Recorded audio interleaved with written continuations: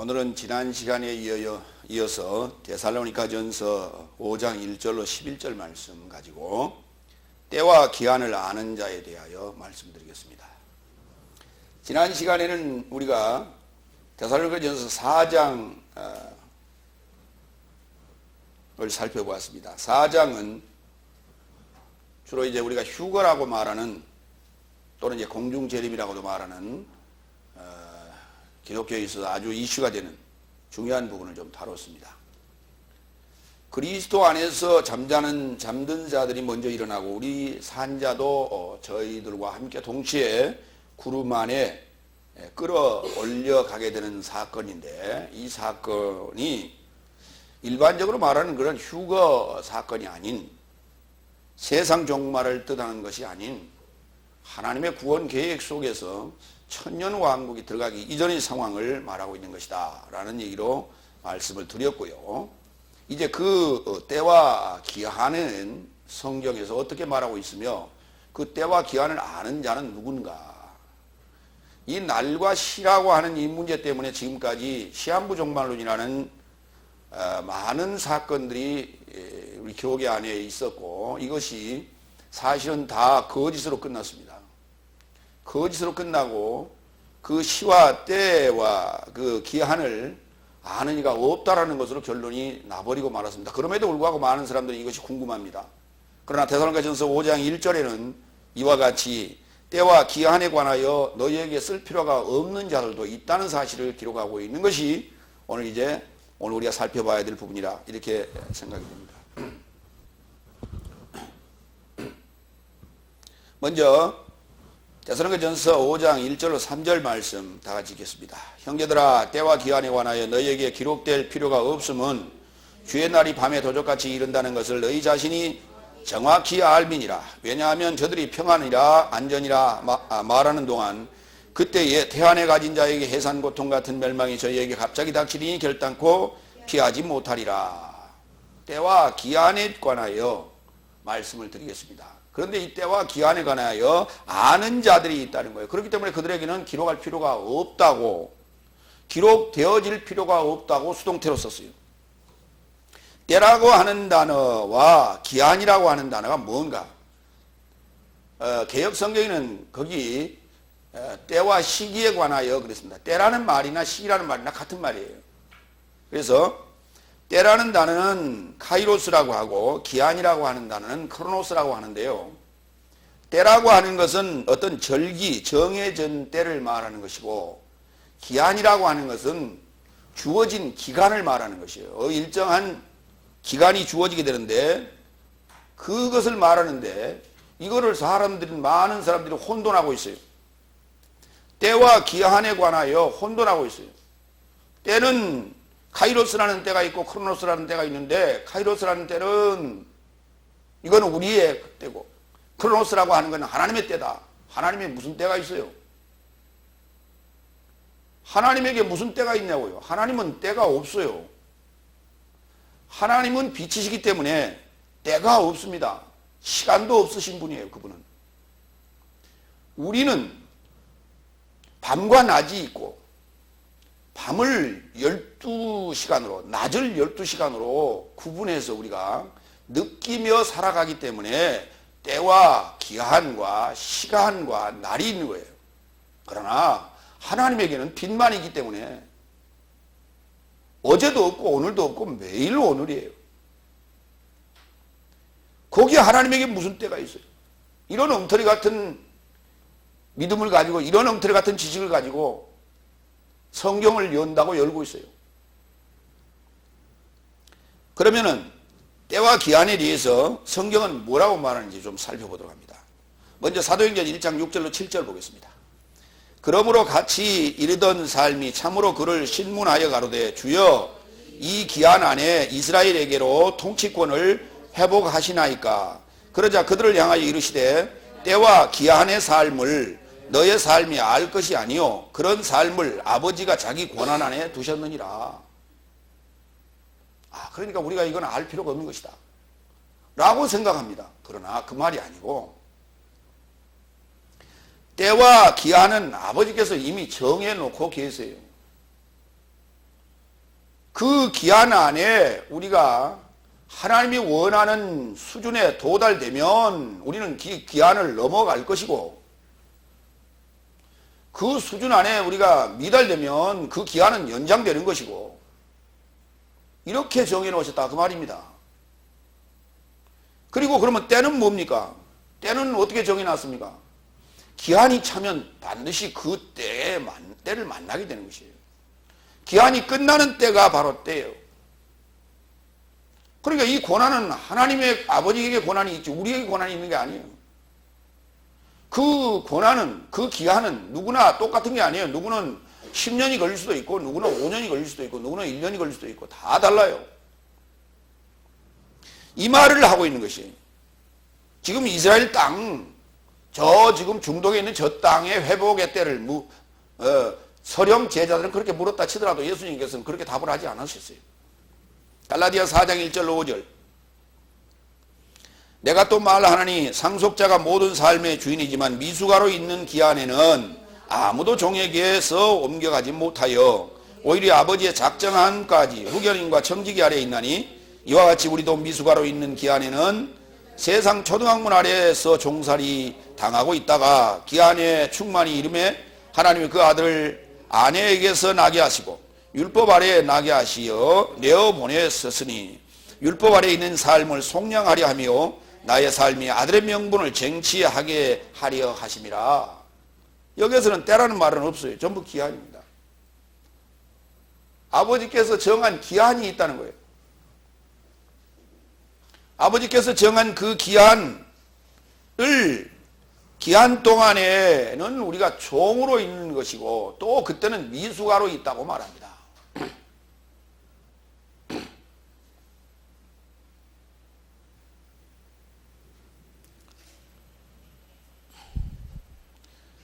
그 종으로 있고 미수가로 있는 기한에는 후견인과 청지기 아래에 있는 것이,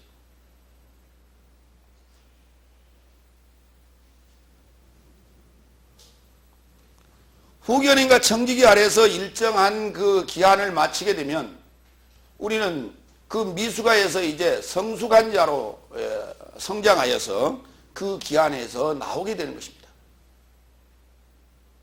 이와 같이 하나님께서는 일정한 기한 동안을 우리더러 성장하라고 정해놓은 기한이 있는데, 그때를 우리는 후견인과 청지기 아래에 있는 때인데, 그때가 바로 넷째 날과 다섯째 날이라고 성경은 말합니다. 왜냐하면 우리가 반드시 하나님의 나라를 상속할 주인으로서 성장해야 되기 때문에 그렇습니다. 반드시 아버지의 것을 상속할 자는 반드시 훈련을 받아야 되는 것이에요. 반드시 훈련을 받고 바닥부터 훈련을 받아서 그가 장성한 후에야 아버지의 것을 상속받게 되는 것입니다.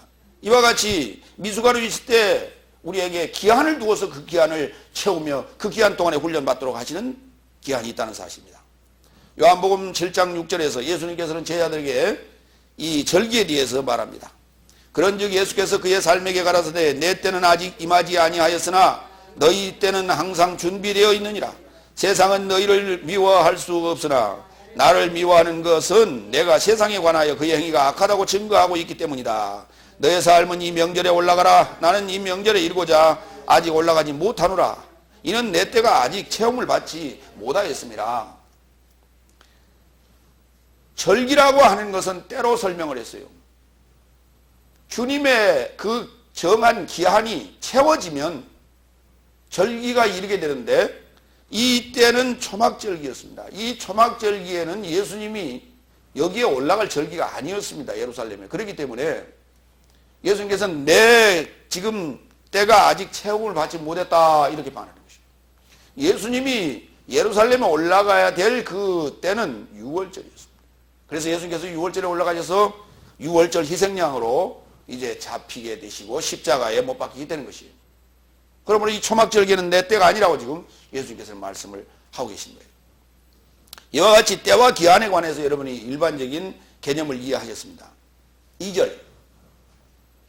주의 날이 밤에 도적같이 이른다는 것을 너희 자신은 정확히 알미라 그랬어요. 주의 날이 밤에 도적같이 이르는 때가 이게 때요. 이게 날이고 이게 때요. 그런데 너희 자신은 정확히 아는 자들이 있다는 거예요. 주의 날은 언제 오는가? 밤에 옵니다. 주의 날은 언제 오는가? 밤에 옵니다. 아니, 주의 날이 언제입니까? 밤입니다. 그래야 맞지요. 일반적으로 우리말로는 그렇게 맞죠. 근데 성경은 뭐라 그래요? 주의 날은 언제 옵니까? 밤에 옵니다. 이렇게 말한다. 그럼 주의 날이 온다는 말은 무슨 말이냐고요? 주의 날이, 다 같이 손을 이렇게 좀 들어봐요. 주의 날이, 다 같이 따라합니다. 주의 날이 이렇게 온다고요. 예. 주의 날이 내게 다가온다고요. 내가 주의 날이 되어진다 이 말입니다. 도대체 주의 날이 되어진다는 말은 무슨 말이에요? 이게 지금 이해가 잘 안 되는 거예요. 주의 날 그러니까 아하 그게 몇 월 며칠 날인가. 자꾸 그렇게 우리는 생각한다. 밤에 이른다는 거예요. 되어진다는 거예요. 주의 날이 밤에 되어진다는 거예요. 이르른다는 거예요. 베드로후서 3장 10절로 11절 갑니다. 그러나 주의 날이 밤 안에 도적같이 오리니 그날에는 하늘이 큰 소리로 지나가고 초등학문이 불타서 풀어지고 땅과 그 중에 있는 모든 일이 불살라질 것이다. 이 모든 삶이 풀어지리니 너희를 어떻게든 거룩한 행실과 경건함 안에서 시작함이 마땅하다. 우리가 경건하고 의로운 거룩한 행실을 삶으로 말미암아 주의 날은 다가오게 돼 있어요. 그러나 주의 날을 모르고 우리가 경건하지도 아니하고 거룩하지도 아니한 삶을 살고 있다면 그 사람은 밤이에요. 주의 날이 그를 뚫고 지나가 볼 때 그는 사망입니다. 그는 불살라지는 것이에요. 그러나 우리가 거룩한 행실과 경건함 안에서 살고 있다면 우리는 주님을 만나게 될 것입니다. 그러면 주의 날이 되어지는 것이에요. 주의 날이라고 하는 것은 무엇이냐? 주의 날이 되어지면 그때는 밤이 없어요.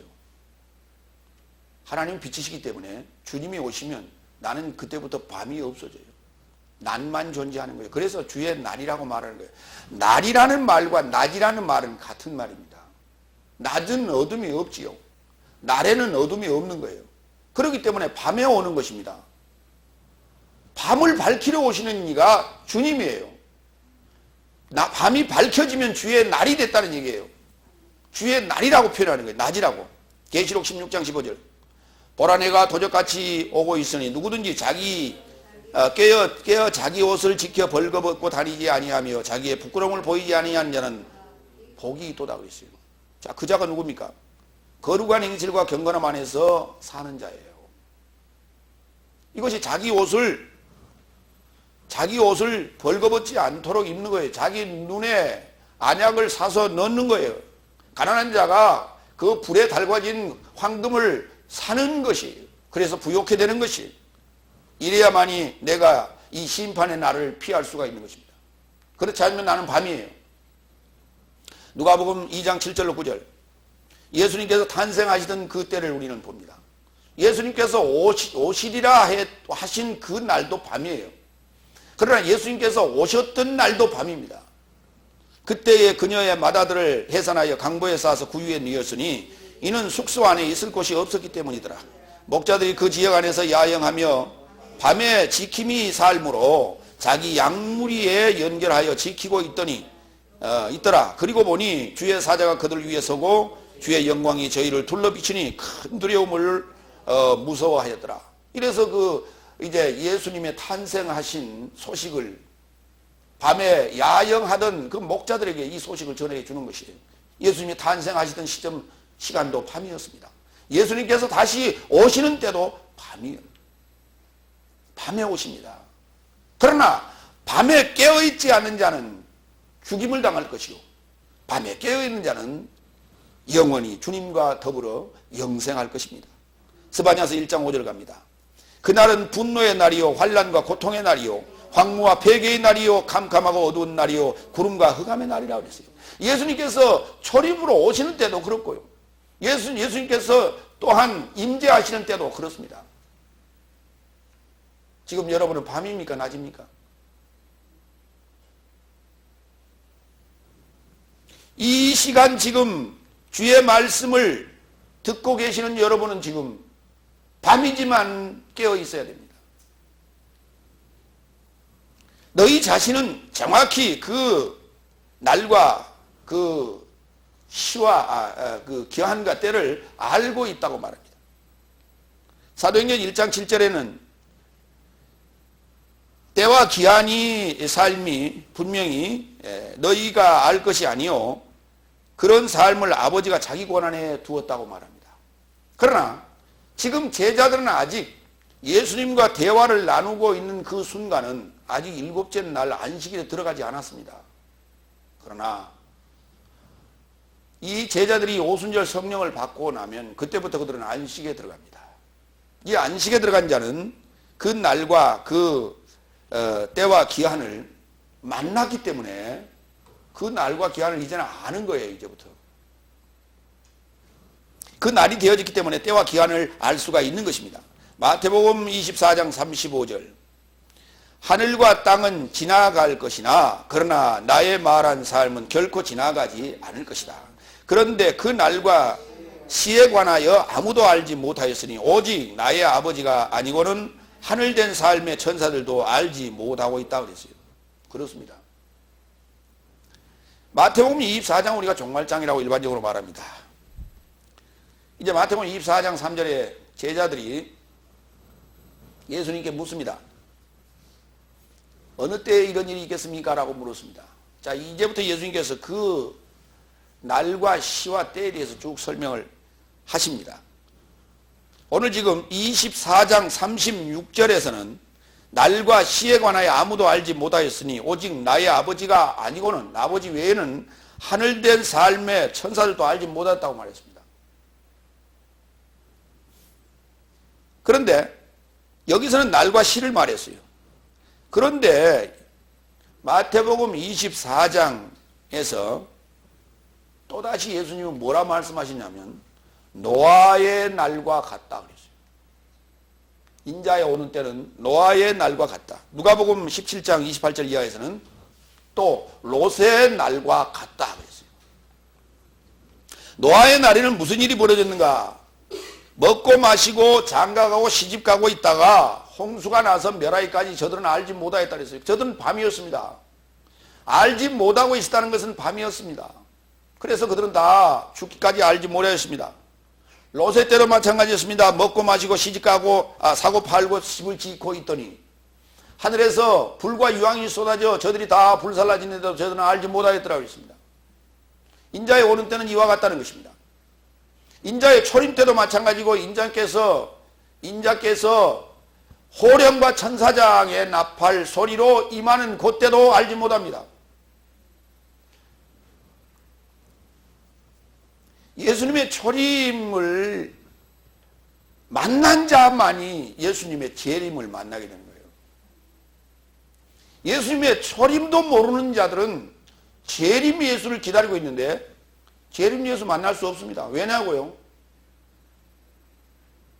제자들이 예수님을 만났습니다. 초림하신 예수님을 만났습니다. 부활하신 예수님을 떠나보낼 때에 예수님은 감람산에서 하늘로 승천하였습니다. 그때 하늘로 올라가시는 예수님을 바라보고 있는데 구름이 와서 예수님을 가렸습니다. 천사가 옆에서 말했습니다. 너희가 뭘 쳐다보고 있느냐? 하늘로 가신 그분은 너희가 가심을 본 그대로 오시리라 그랬어요. 그러니까 하늘로 가심을 본 자가 아니면은 하늘에서 오시는 예수님을 다시 볼 자가 아무도 없단 말이에요. 그럼에도 불구하고 하늘로 가심을 보지도 못하고 예수님을 만나지도 못한 자들이 예수님을 만나겠다고 지금 길을 쓰고 날짜 계산하고 있는 거예요. 이게 말이 되는 얘기입니까? 구약에서 말하는 아까 스바냐에서 얘기하고 있는 그 날, 예수님이 오시는 날이었어요. 초림 때를 얘기하는 거예요. 예수님이 오셔서 이제 어느 때를 얘기합니까? 다시 오실 날을 또 그때를 말하고 있었던 거예요. 그러니까 예수님의 초림의 날을 알지 못하고 그때 방황하고 잠자고 있었던 자들이라면 마찬가지 재림 때도 몰라요. 천사장과 호령의 나팔 소리로 지금 떠들고 있어도 들리지 않습니다. 그러면 나팔 소리가 무슨 뭐 트럼펫 소리도 아니고 색스폰 소리도 아니고 그런 소리 아니에요. 하나님의 나팔 소리는 복음의 나팔 소리예요.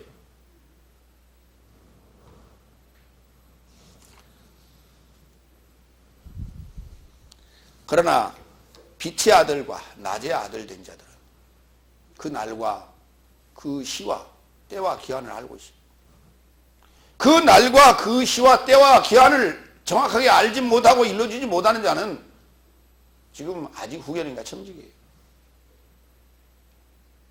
그건 아직도 하나님의 종이에요. 하나님의 상속자가 될 자격이 없는 사람이에요. 3절, 왜냐하면 저들이 평안이라 안전이라 라고 말하는 동안 그때에 태안에 가진 자에게 해산고통 같은 멸망이 갑자기 닥치리니 저희에게 결단코 피하지 못하리라.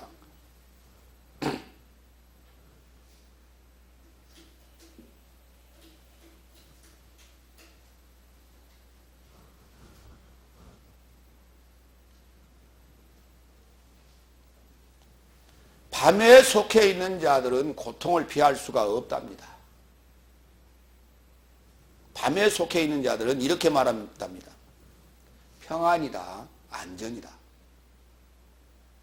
평안하다, 안전하다라는 단어가 아니에요. 이게 평안하다, 안전하다라는 단어는 동사나 형용사로 쓰는 것입니다. 이 단어는 명사입니다. 다 같이 에이레네, 아스팔레이아. 예, 에이레네는 평안이라는 명사고 아스팔레이라는 단어는 안전이라고 하는 명사입니다. 그들은 뭐라고 말하냐면 평안이다, 평안. 예수 믿으면 평안. 복을 받고 평안하다. 예수는 안전하다. 여기는 재앙이 없다. 이렇게 말합니다. 하나님의 능력이 지켜지고 있으니 안전하다 그렇게 말합니다. 베드로후서 3장 4절에 보면 이런 말이 있어요. 주의 임재의 소식이 어디 있느냐고. 만물이 창조될 때부터 지금까지 가만히 있는데 무슨 주님의 임재에 대한 소식이 어디 있냐고. 베드로후서에서는 그렇게 말을 해요. 그런데 요즘 우리나라는요, 예수님이 지금 재림한다고 난리예요. 1992년 10월 28일 날 공중재림한다고 난리가 났죠. 무기로 끝났습니다. 그때 내는 집에서 성경을 가르치고 있을 때였습니다. 그 10월 28일 시한부 종말론에 빠져있는 자들을 만났어요. 제가 아는 사람들이었습니다. 그래서 얘기했죠. 그것은 새빨간 거짓말이니 나하고 약조를 하자. 새빨간 거짓말로 끝나면 나와 같이 공부하자. 그리고 그것이 만약에 사실이라면 나를 볼 일이 없을 것이다. 그리 하겠느냐 그랬더니 그리 하겠다고 했어요. 그래서 다시 나를 봤습니다. 그러니까 공중 휴가 이루어지지 않았다는 얘기죠. 거짓말이었습니다. 그런데 많은 사람들은 그때 그것이 거짓말일까 진짜일까, 말로는 거짓말이라 하면서도 혹시나 하고 혹시 그 일이 일어났을까 하고 궁금했었어요. 그 다음 날이었습니다. 10월 29일 날, 아마 그날이 월요일이었던 걸로 기억합니다. 제가 TV를 틀으니까 TV에 모 신학교 학장님이 나오셨습니다. 유명한 분입니다. 나와서 아나운서가 묻습니다. 성경에는 그 날을 뭐라고 써놨습니까? 그랬더니 천사도 모르고 아들도 모르고 아버지만 알고 있습니다. 이렇게 말했어요. 지금 시한부 종말론을 말하고 거기에 빠져있던 사람들은 그 구절을 모르는 사람들입니까? 알고 있는 사람들입니다. 그런데 그 시한부 종말론에 빠진 사람들은 여기 지금 데살로니가 전서 5장 1절에 때와 기한에 대해서 너희에게 기록될 필요가 없다라고 하는 이 구절을 봤는데도 불구하고 도대체 이해가 안 가니까 거기 빠졌던 거예요. 교회가 그것을 안 가르쳐 주니까 거기 빠졌던 거예요. 그런데 여전히 똑같이 자기들의 잘못을 또 거기 방송국에 나와서 만천하가 듣는 곳에, 믿지 않는 자, 믿는 자들 다 듣는 곳에 나와서 똑같은 소리 하고 있어요. 그 구절을 누가 모르는 사람이 누가 있냐 이 말이에요. 다 알아요. 근데 성경을 안다고 하는 자들이 있다는 거예요. 이걸 알려줘야 될 거 아니에요. 이거를. 왜 이 얘기는 안 하고 오만 소리 하고 있어요. 그렇게 신학교에서 가르치고 있으니까 목사들이 나와서 그따구로 가르치니까 그렇게 이단에 빠지는 거예요. 이단이 만들어지고. 성경을 연구하려고 하지 않는다. 이거. 자기들의 생각으로 성경을 해석하려고 한다. 이거. 성경은 하나님의 영으로 기록된 것이기 때문에 하나님의 영이 아니고는 성경을 이해할 수가 없는 거예요. 그런데 사람들의 생각으로 날과 시와 때, 그러니까 시는 24시간으로 되어 있고 날은 365일로 되어 있고 때는 우리나라는 24절기로 되어 있고 이스라엘 절기 아는 사람 몇 사람이 돼요? 몰라 잘. 이스라엘 절기는 중요한 절기가 세 절기예요. 6월절, 오순절, 장막절. 6월절에 들어가지 않은 자는 오순절에 들어갈 수도 없고 오순절에 들어가지 않은 자는 장막절에 들어갈 수도 없는 거예요. 초림 예수를 만나지 못한 자는 재림 예수를 만날 수가 없는 거예요. 이러한 원리들을 성경 안에서 맹맥히 흐르고 있는데 그걸 못 찾아내고 있다. 이거면 소경이에요. 마태복음 10장 34절로 42절. 너의 삶은 내가 땅 위에 화평을 던지러 이르렀다고 생각해서는 안 된다. 화평을 던지러 이런 것이 아니라 오히려 검을 던지러 왔다고 예수님은 그렇게 말씀하세요. 그런데 내게로 와라, 내가 화평을 줄게. 내게로 와라, 내가 안전하게 내가 지켜줄게. 지금 다들 그러고 있어요. 그래서 아성을 쌓고 있단 말이에요. 자기들의 아성을 쌓고 있어요. 그 성을 무너뜨리라고 했더니 여리고 성을 쌓고 있는 거예요. 그게 예루살렘 성을 쌓고 앉았어. 그게 그 성 무너뜨리라고 했더니. 사도행전 5장 23절. 가로되 우리가 보니 옥은 든든하게 잠기고 지킨 사람들이 문에 섰으되 문을 열고 본즉 그 안에는 한 사람도 없더이다. 그러니까 저들이 쌓아놓은, 저들이 지키고 있는 옥 속에는 누구만 있냐 하면 어둠의 존재들만 있을 뿐이에요.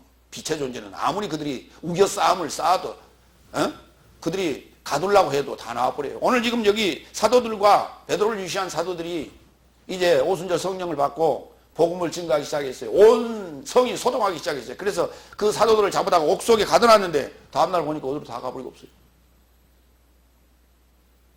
빛은 저들이 가둘 수가 없는 거예요. 저들은 어둠에 속한 존재들이기 때문에 빛을 가둘 수가 없는 거예요. 저들이 모아놓은 저들은 누구냐? 다 어둠이에요. 그러니까 어둠은요, 밖에 나가면요, 죽을까 봐서 거기 다 모여 있는 거예요. 한 발자국도 밖에 못 나옵니다. 저들의 미혹과 유혹에 빠져서 거기에 걸려서 한 발자국도 밖으로 못 나옵니다. 밖으로 나오면 죽은 줄 알아요, 다들. 태안에 가진 자의 해산 고통같이 같은 멸망이 저희에게 갑자기 닥치리니 결단코 피하지 못하리라. 그렇습니다. 어느 자들에게 지금 이 해산 고통의 멸망이 닥칠 것인지 여러분 생각을 해보시기 바랍니다. 마태복음 24장 16절 이하. 그때의 유대야 안에 있는 삶은 산들 위로 도망하라. 지붕 위에 있는 자는 그 집에서 나오는 무엇을 가지러 내려가지 말며 바단에 있는 자는 그의 옷을 가지러 뒤로 돌이키지 말라. 또 태안에 가진 삶과 그날 안에서 젖바는 삶에게 화로다. 그래서 겨울이나 안식일 안에 너희 도망이 되지 않게 하려고 기도하라. 왜냐하면 그때 환란이 있을 것이다. 환란은 세상의 시작부터 없었고 지금까지도 결코 되지 않았느니라 그랬어요. 이와 같은 환란은 없었다고요. 그때가 언제라고요? 안식일에 이런 일이 벌어진다고요. 겨울이나 안식일에 이런 일이 벌어진다. 장막절에 다 들어가고 나면, 하나님 백성들 다 들어가고 나면 이런 일이 벌어지겠다고요. 그러니까 안식일에나 겨울에 이런 일이 되지 않았으면 좋겠습니다. 그렇죠. 그렇게 기도하는 자는 그 일을 당하지 않습니다. 여기 지금 태안에 가지고 있는, 잉태되어 있는 자, 태안에 가지고 있는 자들이나 그 다음에 젖바는 삶이요, 아직 어린 자들이요, 성숙하지 못하고 아직 어린 자들은 이런 일을 이때 환난을 당할 것이라고요. 여러분 빨리 성숙하시기 바랍니다. 빨리 젖대고요, 이유식 빨리 끝내고 빨리 단단한 음식을 먹는 그러한 상태로 빨리 성장하시기 바랍니다. 두 번째 대진 들어갑니다. 데살로니가전서 5장 4절로 7절. 이 두 번째 대진 이제 빛의 아들과 낮의 아들, 곧 지금 이 자들이 그 때와 기한을 알 수 있다는 것이죠. 먼저 4절 봅니다. 그러나 형제들아 너희는 그날이 너희를 도적같이 잡아가게 하려고 어둠 안에 있지 않으니 그랬어요. 자, 이들이 지금 누구냐 하면 여러분이고 데살로니가 교인들입니다. 그런데 그들이 벌써 이걸 어떻게 알았을까? 일곱째 날에 곧 안식일에 들어갔단 말이냐? 아니에요, 아직. 아직 들어가지 않았으나 바울은 그 때와 기한을 알고 있었기 때문에 그들에게 그 때와 기한에 대해서, 날에 대해서 일러주었다는 얘기입니다. 여러분도 아직 지금 일곱째 날에 들어간 건 아니지만은 그 날과 때와 기한에 대해서 지금 제가 일러주고 있다 이 말입니다. 어둠에 속한 자들은 다 잡아간답니다.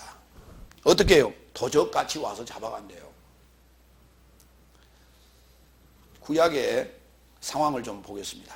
먼저 전도서를 가겠습니다. 전도서라고 하는 건 솔로몬이 그 40년간의 죄를 다 마치고 마지막에 남겨놓은 자신의 신앙 고백입니다. 마지막 정리예요. 마지막. 예, 자서전이라고 말할 수 있는 것인데 전도서 5장 13절로 17절 다 같이 읽겠습니다. 내가 해 아래에서 큰 나쁜 것을 보았나니 곧 소유주가 재물을 자기에게 해되도록 지키는 것이라. 그 재물이 재난을 인하여 패하하나니 비록 아들은 낳았으나 그 손에 아무것도 없느니라. 저가 모태에서 벌거벗고 나왔은즉 그 나온 대로 돌아가고 수고하여 얻은 것을 아무것도 손에 가지고 가지 못하리니 이것도 나쁜 것이라. 어떻게 왔든지 그대로 가리니 바람을 잡으려고 수고하는 저에게 무엇이 유익하랴. 일평생을 어두운 데서 먹으며 번뇌와 병과 분노가 저에게 있느니라 그랬어요. 세상에서 그저 재물 모으는 데 재미 가지고 살아봐야 그가 살아온 일평생은 거의 어둠에 속한 삶이었습니다. 누가 그랬습니까? 욥기서에 나오는 욥이 그랬습니다. 그는 하나님을 믿는 자임에도 불구하고 하나님을 경외하는 자임에도 불구하고 그는 하나님을 알기를 귀로만 들었어요. 그러나 환난 후에 그 인내를 다 마치고 난 후에야 내가 이제는 내 눈으로 주를 보나이다 그렇게 고백했어요. 귀로만 듣는 하나님이 아니에요. 주일날 나와서 귀로만 듣는 것이 아니라 여러분이 직접 몸소 하나님을 만나야 되고 하나님과 하나 되어야만 돼요. 그것이 빛이요. 하나님과 한 몸 되어야 돼요. 여러분이 하나님과 한 몸 되기 위해서는 바로 임재하시는 그리스도 안에 들어가야 돼요. 그분과 하나 되어져야 돼요. 그 임재라고 하는 것은 어떻게 임하느냐? 말씀으로 임합니다. 지금 이렇게. 호령과 천사장과 하나님의 나팔로 임합니다. 지금 이렇게. 전도서 11장 7절로 10절. 빛은 실로 아름다운 것이라 눈으로 해를 보는 것이 즐거운 일이로다. 사람이 여러 해를 살면 항상 즐거워할 것일지로다. 그러나 캄캄한 날이 많으리니 그날을 생각할지로라. 장래의 일은 다 헛되도다. 청년이여 내 어린 때를 즐거워하며 내 청년의 날을 마음에 기뻐하여 마음에 원하는 길과 내 눈이 보는 대로 조차 행하라. 그러나 하나님이 이 모든 일로 인하여 너를 심판하실 줄 알라. 그런즉 근심으로 내 마음에서 떠나게 하며 악으로 내 몸에서 물러가게 하라. 어릴 때와 청년의 때가 다 헛되니라.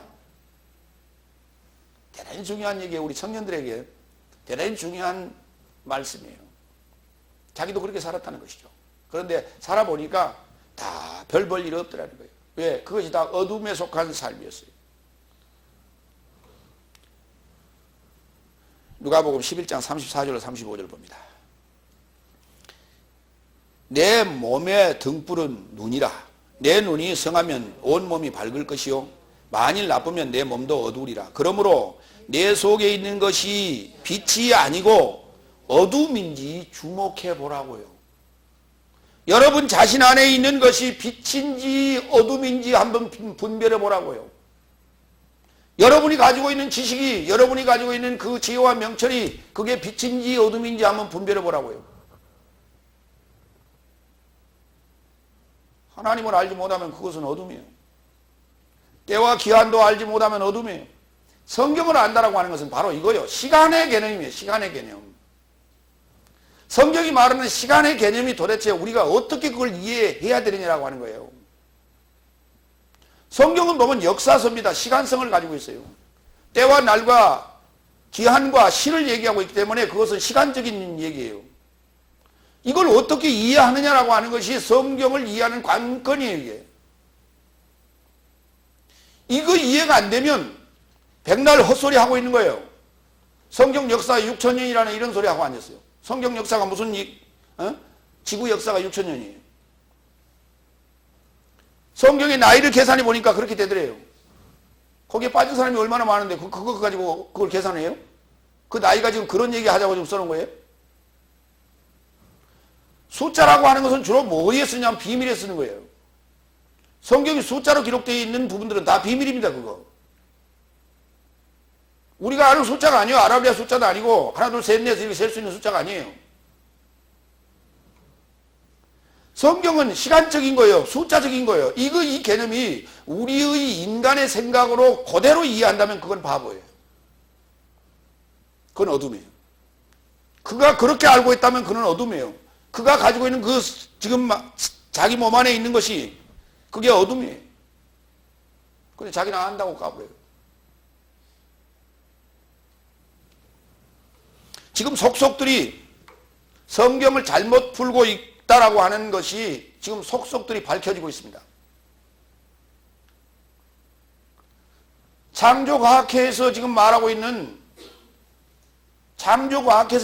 소위 단일 격변론이라고 하는 거예요. 지구는 지금 6,000년밖에 안 됐다라고 하는.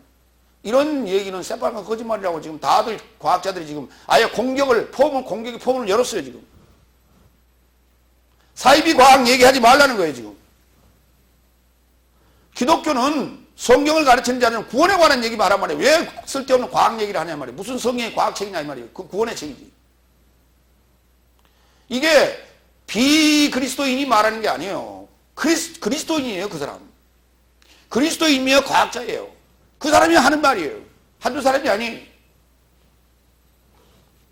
우리가 지금까지 들어왔던 창조과학회에서 말하는 창조론은 미국의 근본주의라고 하는 거기도 마찬가지 과학자들이 아니에요. 비과학자들입니다. 이 사람들이 만들어 놓은 그것도 배부른 자들이 만들어 놓은 거예요. 자기 힘써 자기 돈 들여가면서 공부한 자들이 아닙니다. 미국의 근본주의자들 백색 기독교인들이 돈 모아주니까 그런 거 가지고 연구한 거예요. 그래가지고 우리나라에까지 지금 보낸 겁니다. 엉터리예요. 5절 이와 같이 어둠에 속한 자들은 잡혀갈 수밖에 없어요. 5절 너희 모든 삶은 빛의 아들이요 낮의 아들이다. 우리는 밤이나 어둠에 속하지 않았다고 말합니다. 예수님이 빛입니다. 그 안에는 생명이 있었다고 요한복음 1장 4절로 5절에 말합니다. 이 생명은 사람 된 삶의 빛이라고요. 이 생명, 예수님은 생명이고 지식입니다. 이 생명의 지식은 사람들의 삶의 빛이라고요. 여러분의 빛이 뭡니까? 저 공중에 저렇게 비치고 있는 저 라이트가 빛입니까? 여러분의 빛은 무엇이에요? 지식 아닙니까? 근데 그게 무슨 여러분이 가지고 있는 지식이 무슨 지식이냐 이 말입니다. 학교에서 배운 지식이 무슨 지식이에요? 그것이 생명의 지식입니까? 나와서 취직해서 밥 벌어먹기 위한 지식 아니에요. 그건 생명의 지식이 아니에요. 밥 먹으면 죽어요. 그러나 사람이 떡으로만 살 것이 아니라 하나님의 입으로 나오는 모든 말씀을 먹으면 살아요. 그것을 생명의 빛이라고 말하는 거예요. 예수님은 그 생명의 지식을 우리에게 갖다 주신 분이에요.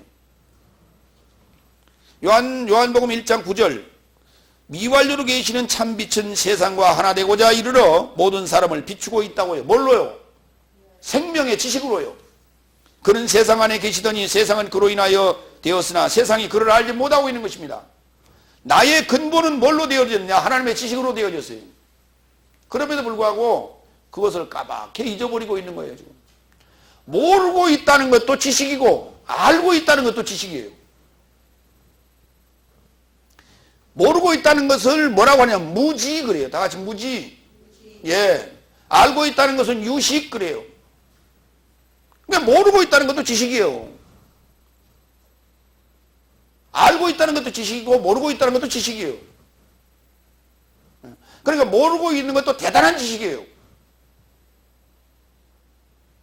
우리는 지식이 없다고 자꾸 그러는데 지식이 없는 게 아니에요. 모르는 지식이 엄청나게 많단 말이에요. 어떤 이는 아는 지식이 엄청나게 많고 어떤 이는 모르는 지식이 엄청나게 많은 거예요. 에베소 5장 8절.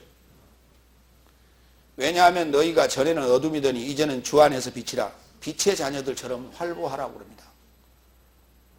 어둠이더니요. 어둠도 빛이래요. 어둠도 빛이래요.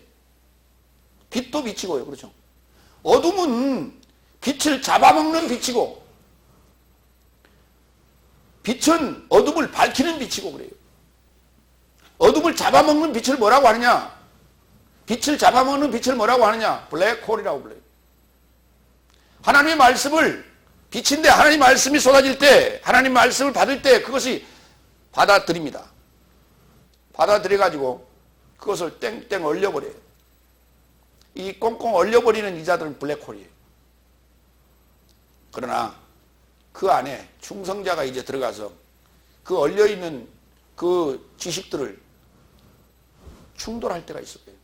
그러면 그때 뭐가 일어나냐? 대폭발이 일어나는 것이에요. 이것이 빅뱅이라고 하는 것입니다. 우주 가운데서 이와 같은 현상이 일어나는 것을 우리는 보고 과학자들은 말합니다. 그러나 이것은 바로 여러분 자신 안에서 일어날 일이에요. 여러분이 대폭발, 빅뱅이 일어나야 돼요. 이것이 뭐냐? 예수님 말씀하시기를 너희의 배에서 생수의 강이 터져 넘치리라 그랬어요. 하나님의 호령과 천사장의 나팔 소리로 쏟아지는 것이에요. 생명의 복음의 말씀이에요. 이것이 빅뱅 현상이에요. 그러면 별들이 만들어져요. 우주 공간이 만들어져. 새로운 빅뱅 현상이 여러분 안에서 일어나야 돼요. 우리가 빛의 아들이고 낮의 아들이라고 하는 것은 뭐냐면 이와 같은 무지를 버리고 하나님의 생명의 빛을 받아들이는 것이에요. 하나하나 깨달아가는 것이에요. 알미의 차원이에요. 알매 차원이에요. 알매 차원을 우리가 깨달아가는 것이에요. 베드로전서 2장 9절. 오직 너희는 택하신 족속이요 왕같은 제사장들이라. 거룩한 이방이요 그의 소유된 백성이니 이는 너희를 어둠에서 불러내어 그의 기이한 빛에 들어가게 하신 자의 아름다운 덕을 선전하게 하려 하심이라 그랬어요. 우리가 성경을 올바로 배워야 될 이유가 뭔 줄 아십니까? 성경을 열어가는 것이에요. 어떤 이는 이렇게 물었습니다. 성경이 얼마나 열렸습니까? 이렇게 물어요. 성경이 열렸다는 말은 무슨 말이에요? 많은 이들은 성경을 안다고 얘기해요. 성경을 안다고 얘기해요. 그것이 성경이 열렸다고 착각을 하는 거예요. 성경이 열린다는 것은 성경이 열리는 것이 아니라 내 속이 열리는 거예요. 내 속이 어두운 장막이 거치고 하나님의 빛으로 생명의 빛으로 내가 열리는 거예요. 이걸 계시라고 하는데 내 속이 열린다는 말은 무슨 말이냐면 내 속은 시간이 되면 신앙생활을 하다 보면 점점점 열려 있는데 그것을 나는 열려 있는지 모르고 삽니다. 열려 있는지 모르고 사는데 그 열려 있다라고 하는 것을 누군가가 일러줘야 돼요. 그가 누구냐? 바로 하나님의 천사장이요 복음의 나팔을 부는 그 일곱째 날의 사도예요. 사자고. 이 복음의 나팔을 불게 되면 그 복음의 나팔이 우리에게 다가오면 그때 그것이 열리는데 어떻게 열리냐? 이렇게 열려요. 톡하고 손대면 톡하고 터질 것만 같은 그대 봉선화예요. 봉선화가 다 익어서 이렇게 늦여름 담벼락 밑에 이렇게 이러고 있어요. 근데 다 익어도 얘는 터지지 않고 있어요. 그런데 가서 톡 건드리면 펑 하고 터지면서 안에 있는 씨가 밖으로 튀어나와요. 다 지금 열려져 있는데 이해할 수 있는 상황에 있는데 그걸 건드려주는 자가 없다 이 말이에요. 건드려주면 터지는 거예요. 건드려주면 열리는 거예요. 이해가 되면 열리는 거예요. 무슨 말인지 이해가세요? 이게 성경 열렸다는 거예요. 그러면 가르치는 자는 뭐 하는 자예요? 인도자일 뿐이에요. 중보자일 뿐이에요. 그가 그들을 어떻게 하는 게 아니에요. 데려가는 것도 아니고 인도하는 것도 아니고 그들을 책임지는 게 아니에요. 뭐만 하는 거예요. 알려만 주는 거예요. 그러면 여러분은 하나님과 독대하는 거예요. 직접. 그렇고 그런즉 우리는 남은 이들과 같이 잠자지 말고 오히려 깨어서 침착하자고요. 근신하자가 아니라 다 같이 침착하자고요. 침착하려면 어떻게 해야 돼요? 이성적으로 생각해야 돼요.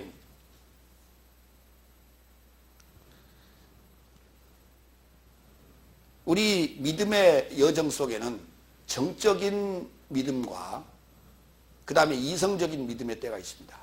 정적인 믿음의 때를 여러분이 벗어나야 돼요. 어린아이들은 정적인 때를 지납니다. 정적일 때는 감정의 기복이 심해요. 울었다가 웃었다가 기뻐했다가 슬퍼했다가 노했다가 이러한 희노애락의 상황이 자주 반복됩니다. 그러나 이성적인 사람은 그렇지 않습니다. 지극히 이성적인 사람은 냉정해요. 하나님께서는 우리를 지극히 정상적이고 이성적인 사고를 할 수 있기를 원합니다. 이것은 인간적이지 않고 영적인 지각을 가지고 분별력과 통찰력을 가지고 우리가 살 수 있게 하는 때가 있어요. 이때가 뭐냐? 우리가 빛에 들어가기 시작하는 때입니다. 단단한 우리가 식물을 먹기 시작하는 때에 이때가 바로 이성으로 다시 성경을 보기 시작하는 때입니다. 정적인 신앙으로 성경을 볼 때는 다 맞았었어요. 거짓말해도 맞고 참말을 해도 맞고 나를 죽인다 해도 아멘하고 나를 살린다 해도 아멘하고 나를 구렁텅이로 끌고 가도 아멘하고 나를 천국으로 데려가도 아멘했어요. 이럴 때가 정적인 신앙을 가질 때예요.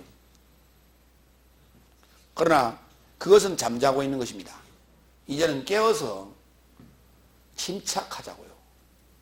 왜냐하면 자는 자들은 밤에 자고 취하는 자들은 밤에 취하느니라고 그랬어요. 그게 정적인 신앙이라고 하는 것은 뭐냐면 취한다라고 하는 것인데요. 이들은 뭔가 취하지 않으면 못 살아요. 맨정신 가지고 못 사는 사람들입니다. 이건 뭐냐? 중독자들이에요. 알코올 중독자, 마약 중독자, 담배 중독자, 신앙의 중독자, 중독자들이에요. 이제 그 중독에서 깨어나야 돼요. 내가 지금 어디를 가고 있는가? 내가 지금 누구한테 붙잡혀 있지 않는가? 그때가 종로로 가는 때예요. 후계는 청지기 아래서 종로로 가는 때예요. 이제는 그때를 벗어나서 깨어서 침착하자고 말합니다. 안 그러면 우리는 밤에 속한 자들과 같이 그 집이 뚫리고 잡혀가게 돼요. 마지막 때를 합니다. 이와 같은 자들이 지금 빛의 아들이고 낮의 아들이라 이런 얘기입니다. 데살로니가전서 5장 8절로 11절. 이제 마지막 대지는 이성적으로 서로를 위로하라고요. 이성적으로 침착하게 서로를 위로하라고요. 8절 다 같이. 그러나 우리는 낮에 속하였으니 믿음과 사랑의 흉배를 입고 구원의 소망의 투구를 쓰고 침착하자 그랬습니다. 믿음과 사랑의 가슴을 가지고 구원의 소망에 붙잡히는 것입니다. 믿음과 사랑의 가슴을 가져야 돼요. 이자가 누구예요? 복음의 전사죠. 구원의 소망의 투구를 쓰자랬는데 구원의 소망의 투구라는 단어가 뭐냐면 이런 거예요. 머리라고 하는 것이 뭐냐면 이 케팔레라고 그러는데 머리는 온 몸을 붙잡고 있는 거예요. 그리스도가 나의 머리죠. 나는 그의 몸이고 지체란 말이죠. 그렇죠? 나 전체를 붙잡고 있는 거예요. 그렇죠? 예. 그런데 요걸 이 머리를 두르는 거예요. 이 머리를 보호하고 있는 것입니다. 이게 투구예요. 요 케팔리라고 하는 것을 둘러 이렇게 덮고 있는 거예요. 이게 투구라고 그래요. 그러니까 이거는 안전하고도 안전한 거예요. 지금 이게 구원의 소망을 가지고 그 구원의 소망에 내가 붙잡혀 들어가는 것이에요. 그러니까 이게 보호막입니다. 이건. 에베소 6장 13절에 이 복음의 전사에 대한 내용이 이렇게 기록이 되어 있어요. 이를 인하여 하나님의 전신갑주를 받아라. 이는 너희가 나쁜 날 안에서 대항할 수 있게 하려 함이라. 모든 삶을 이루어 너의 삶이 설 수 있게 하려 함이라. 이제 우리가 일곱째 날에 들어가게 되면은 그 나쁜 존재들, 선악이 아닌 좋고 나쁨에 속한 그 나쁜 사단과의 전쟁에 돌입하게 됩니다. 여러분이 지금까지는 전쟁에 돌입한 적이 없어요, 사실은. 이제 본격적으로 전쟁에 돌입하게 됩니다. 이 복음의 전사, 전쟁에 돌입하는 자는 반드시 전신갑주를 받아야만 이 싸움에서 이길 수가 있는 거예요. 그것이 뭐예요? 말씀입니다. 14절. 그런즉 서서 너희 허리를 진리 안에 동이고 의의 흉배를 걸치라. 그리고 평안의 복음에 예비한 것 안에서 발을 감싸고 모든 삶에 연결하여 믿음의 방패를 가지라. 이 안에서 모든 불붙는 나쁜 자의 화살을 끌 수 있을 것이다. 그리고 구원의 투구와 성령의 검 곧 하나님 말씀을 영접하라. 성령 안에 모든 기도와 간구로 인하여 모든 때 안에서 기도하고 그것에 이르고자 모든 인내와 모든 성도들의 간에 간구 안에서 깨어 있으라. 기도와 말씀입니다. 한마디로 얘기하면 기도와 말씀이에요. 전쟁에 나가서 이길 수 있는, 영적 전쟁에 나가서 이길 수 있는 기도와 말씀이에요. 오늘 지금 이단들이 판을 치고 있어요. 이단들이 판을 치고 있는 건 뭐예요? 영적 전쟁에서 지금 기성교회가 지고 있다는 말입니다. 무엇이 없으니까? 말씀이 없으니까. 기도가 없어가 아니에요. 지금까지 기도 얼마나 많이 했습니까? 새벽 기도, 철야 기도, 산상 기도, 수없이 기도했어요. 금식 기도. 근데 왜 기도 가지고 안 돼요? 하나님 말씀이 없어 그래요. 성령의 검이 없어 그래요. 기도 가지고 싸우는 거 아니에요. 기도는 자기와의 싸움이에요. 상대와 싸우는 것은 검이 있어야 돼요. 말씀. 근데 말씀이 시원찮아 가지고 상대가 뭐라고 하면 도대체 대답을 못하는 거예요. 그러니 그것 보고 구경하고 있던 사람들이 다 뭐예요? 이긴 자 쪽으로 가버리죠. 서로 싸운단 말이에요. 지금 서로 말씀 가지고. 그런데 상대가 이긴 쪽으로 가죠. 성도들은.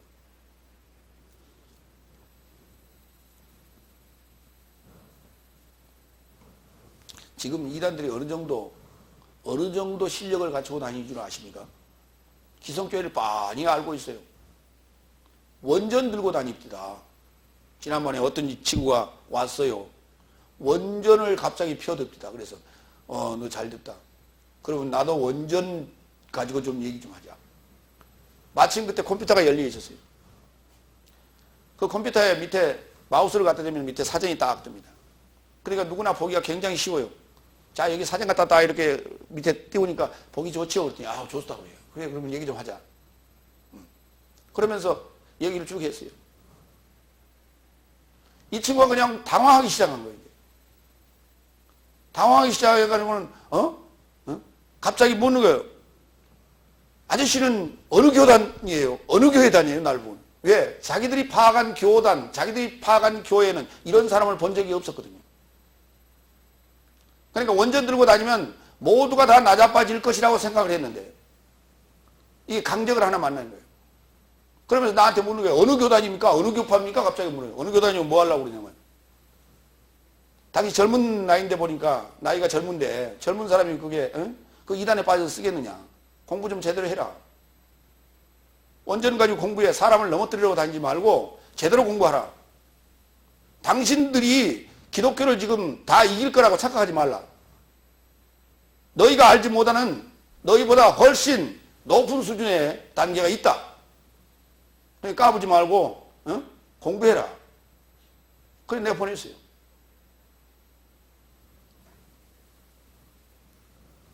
오늘 우리가 말씀이 없으니까 저들하고 싸움에서 지는 거예요. 말싸움에서 이기는 것이 아니에요. 성경을 해석하는 방법에 있어서 저들이 상상할 수 없는 방법을 제시해야 돼요. 저들은 그걸 이해 못합니다. 저들이 이해 못하지만은 우리 기성교회도 이해를 못해요. 9절. 이는 하나님이 우리를 진노에 이르게 두지 않으시고 오히려 그리스도 예수 우리 주로 인하여 구원의 수행에 이르게 두셨다고요. 우리를 어둠에서부터 빛으로 인도하시는 과정은 우리를 진노에 두시려는 것이 아니라 그리스도 예수 우리 주인으로 인하여 구원의 수행에 이르게 하시는 계획으로 그리하신 것입니다. 그러나 우리는 그 여정 속에서 다섯째 날에 우리가 들어가 있을 때, 많은 교인들이 지금 다섯째 날에 속해 있는데 이 다섯째 날에 속해 있을 때는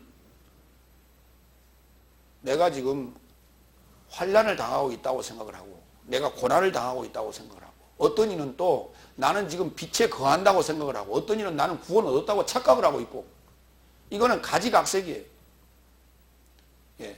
그래서 이때는 백인백색이라. 그러나 오늘 지금 성경은 7날을 전체를 말하고 있으면서 오늘 우리를 진노에 이르게 두지 않으시고 우리로 말미암아 그리스도 예수 우리 주로 인하여 우리 주님과 함께 우리가 이 구원의 여정을 통과해 가는 것은 구원의 수행 과정이다. 이게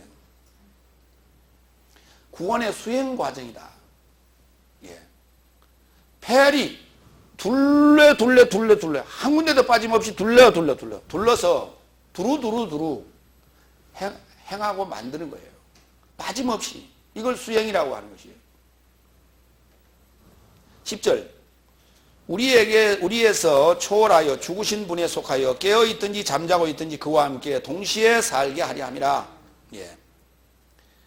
그리스도 안에서 잠자는 자들과 함께 동시에 공중 구름 안에 우리는 끌려가서 하늘에서 주와 함께 항상 있게 하신다 하였는데, 이것은 뭐냐면 우리 몸 자체가 저 공중으로 끌려가는 것이 아니고요, 저 공중 스카이 하늘, 저 헤븐으로 끌려가는 게 아니고, 성경이 말하는 하늘은, 구약의 하늘은 쌍수로 되어 있고 신약의 하늘은 단수나 복수로 되어 있어요. 구약의 하늘은 하나님이 둘이고 신약의 하늘은 하나님이 한 분이에요.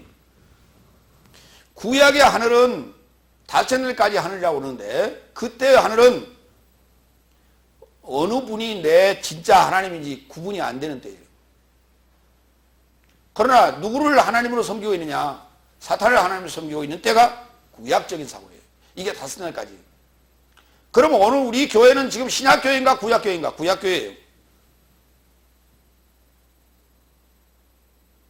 그러나 이제 그 하늘이 둘이라는 것을 알고 나면 그때부터 하늘에 전쟁이 일어나서, 전쟁이 일어나면 반드시 사탄은 지게 돼 있어요.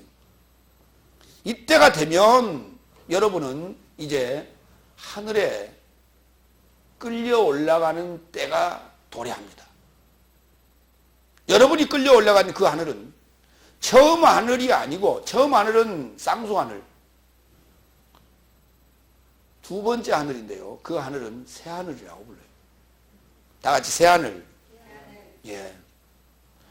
여호와가 나의 하나님이고 예수님이 나의 하나님이라는 걸 이제서 정확하게 알고 난 후에는 여러분이 새하늘에 올라가게 되는 거예요. 오늘 우리가 믿음의 생활을 하는 성경의 여정들은 장소적 이동을 하는 게 아닙니다. 생각의 이동이에요.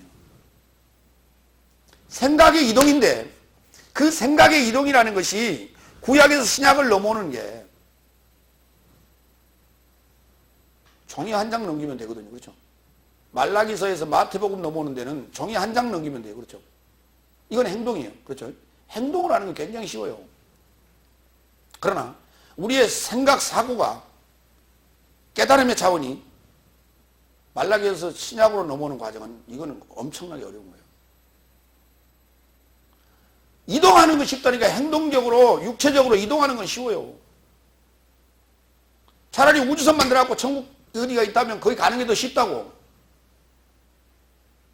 그러나 우리 생각 속에서 우리의 사고가 구약에서 신약으로 넘어오고 깨달음의 차원에서 거듭남으로 우리가 하늘에 안침받는 이 사건은, 이거는 하나님께서 허락하지 않으면 할 수가 없는 거예요. 이건.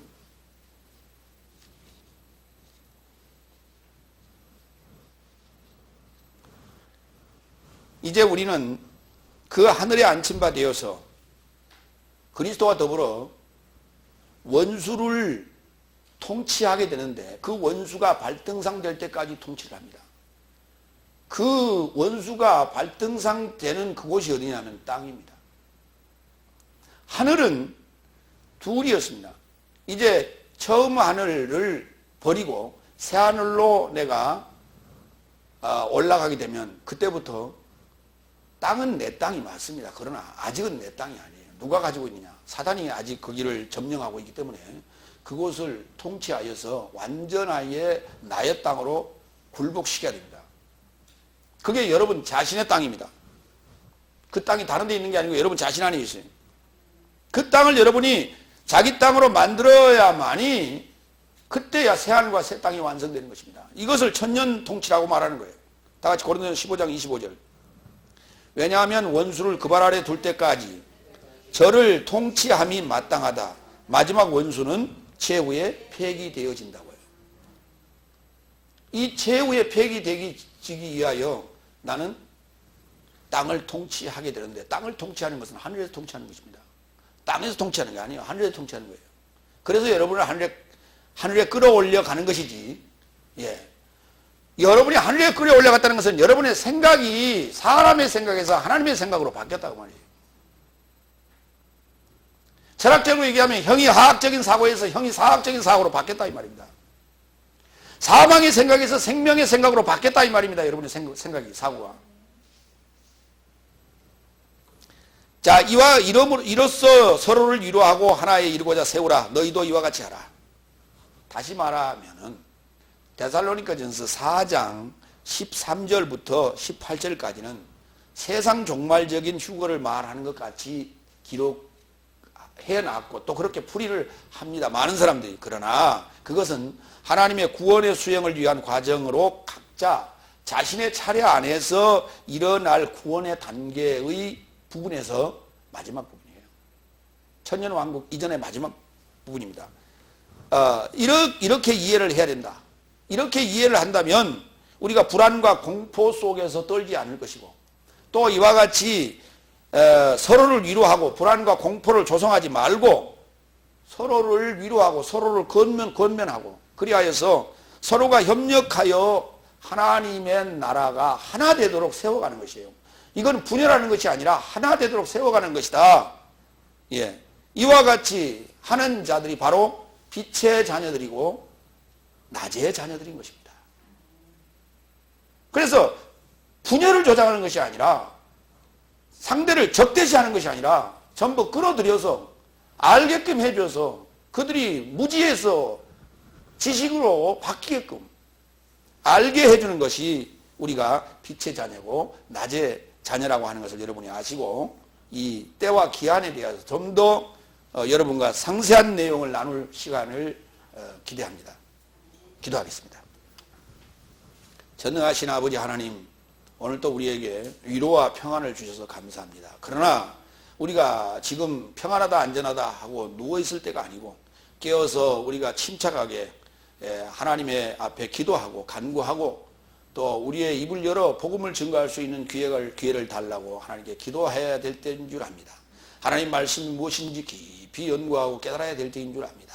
이를 위하여 주께 간구하오니 우리에게 지혜와 명철을 더하여서 실로 하나님 말씀이 무엇인지를 알 수 있는 그 날과 시가 우리에게 속히 더해질 수 있게 하여 주시옵소서. 감사하며 그리스도 예수의 이름으로 기도하옵나이다. 아멘.